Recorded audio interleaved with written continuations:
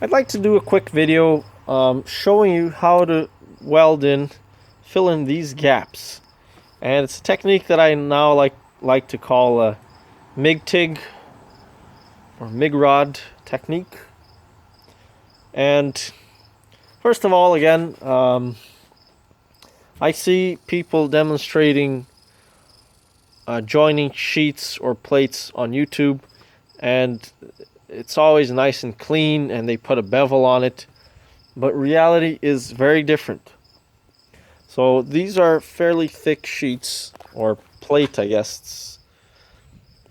That's probably about a 2 millimeter thick there. I'm not sure what that's in gauge. Maybe it's like a 10 gauge. I don't know. It's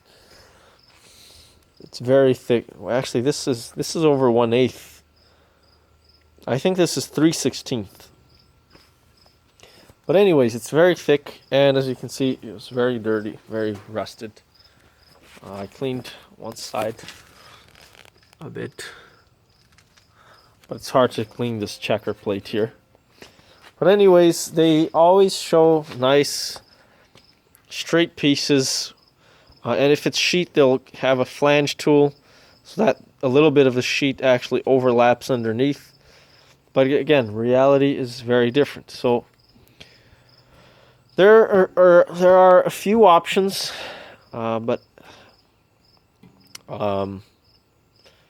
if you're using a plasma cutter, before I get to the options, if you're using a plasma cutter, it's impossible. It's pretty much impossible to get perfectly straight cuts. I mean, congratulations if you can. But really, we don't have the time. We're doing a fast-paced job here. So again, some people, they'll take the time to mark it very precisely, and then maybe, a part where it doesn't fit perfectly, they'll grind it off and keep trying it until it matches, and they'll maybe spend a whole day on one piece alone. I can't do that. So what was it? And again, as you can see, these plates, they're fairly rusted, which is very common. Again, I always say this: you'll never get a clean sheet when you're working with cars.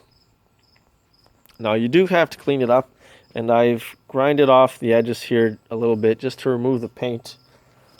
But ideally, you should remove that much, at least 2 centimeters distance from where you're gonna weld. In this case, because I'm welding such thick material, there's more heat involved. But pretty much 2 centimeters. But what I can do is, instead of cleaning it off, I just let the heat from the weld itself clean it off. So as you can see there, those are perfect welds right there. And I didn't clean the paint here. So as you can see, the heat from the weld caused the paint to bubble off. And what I do is, as soon as I'm finished the weld, I just clean it off with the brush.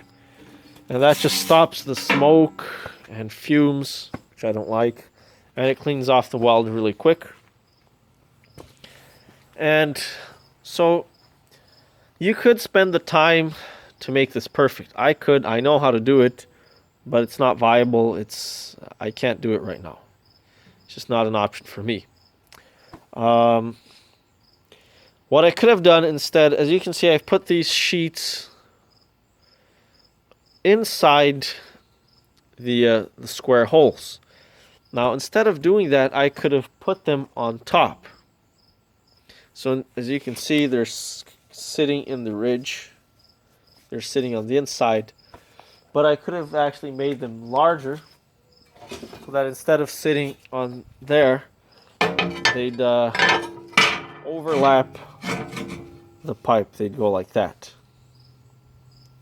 And an even better option, if I had a long enough sheet, would be to just put one piece from here all the way there.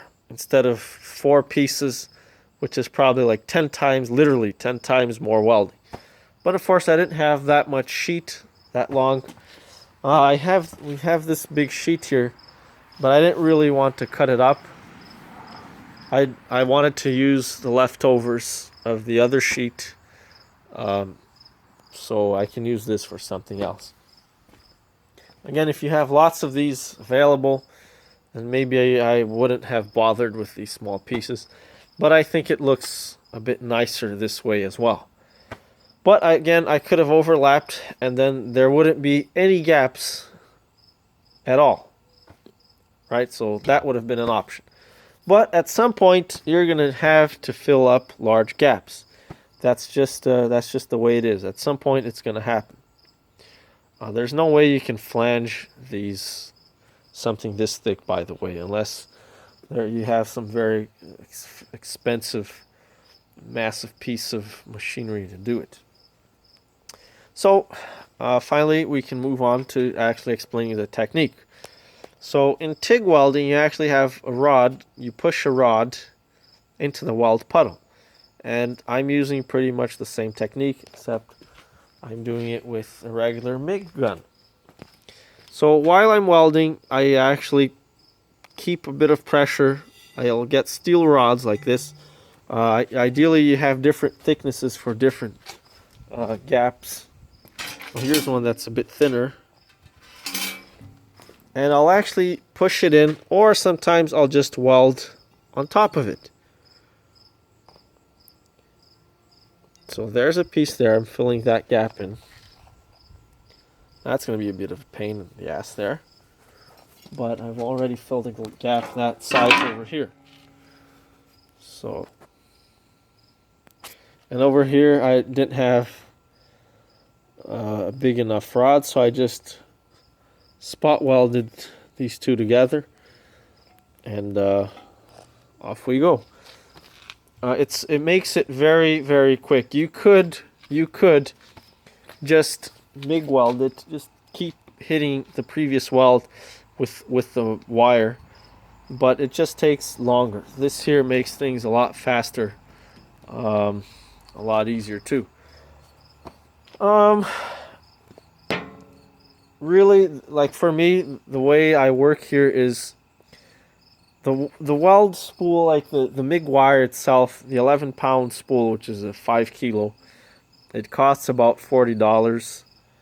We're probably using $40 of worth of gas, and maybe 3 cars, like 3 full cars. Like probably this project must have cost 15, no more than, maybe even less, probably even less than $15 for a gas wire. So welding itself is not really that expensive.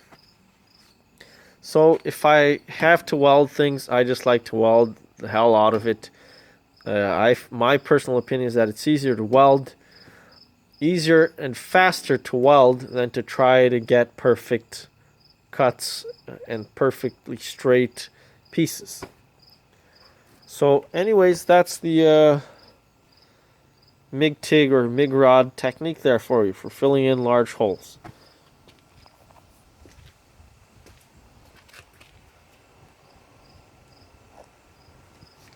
So hopefully this is helpful to somebody that's new to welding.